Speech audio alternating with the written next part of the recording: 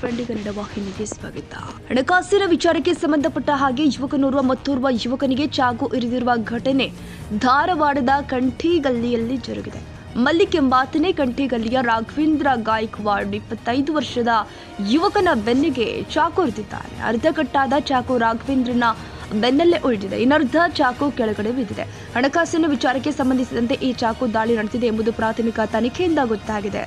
ರಾಘವೇಂದ್ರ ಮನೆಯಲ್ಲಿ ಇದ್ದ ಸಂದರ್ಭದಲ್ಲಿ ಅಲ್ಲಿಗೆ ಬಂದ ಮಲ್ಲಿಕ್ ಚಾಕು ಇರಿದು ಎಸ್ಕೇಪ್ ಆಗಿದ್ದಾನೆ. ಸದ್ಯ ರಾಘವೇಂದ್ರನ ಸ್ಥಿತಿ ಗಂಭೀರವಾಗಿದ್ದು ಆತನನ್ನ ಹೆಚ್ಚಿನ ಚಿಕಿತ್ಸೆಗಾಗಿ ಕಿಮ್ಸ್ಗೆ ದಾಖಲು ಮಾಡಲಾಗಿದೆ.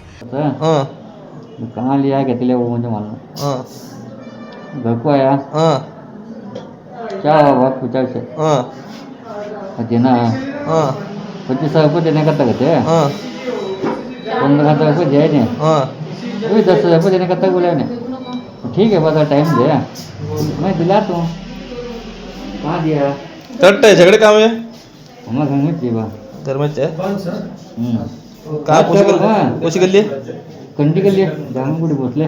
ಓಕೆ. ಇನ್ನು ಘಟನಾ ಸ್ಥಳಕ್ಕೆ ಪೊಲೀಸ್ ಆಯುಕ್ತ N Shashikumar, DCP Ravish, ACP Prashanth Siddanagoudru, ಶಹರ ಠಾಣೆ ಇನ್ಸ್ಪೆಕ್ಟರ್ ಎಸ್ಸಿ ಕಾಡ್ ದೇವರಮಠ ಭೇಟಿ ಕೊಟ್ಟು ಪರಿಶೀಲಿಸಿದ್ದಾರೆ. ಈ ಕುರಿತಂತೆ ಶಹರ ಠಾಣೆಯಲ್ಲಿ ದೂರು ದಾಖಲಾಗಿದೆ.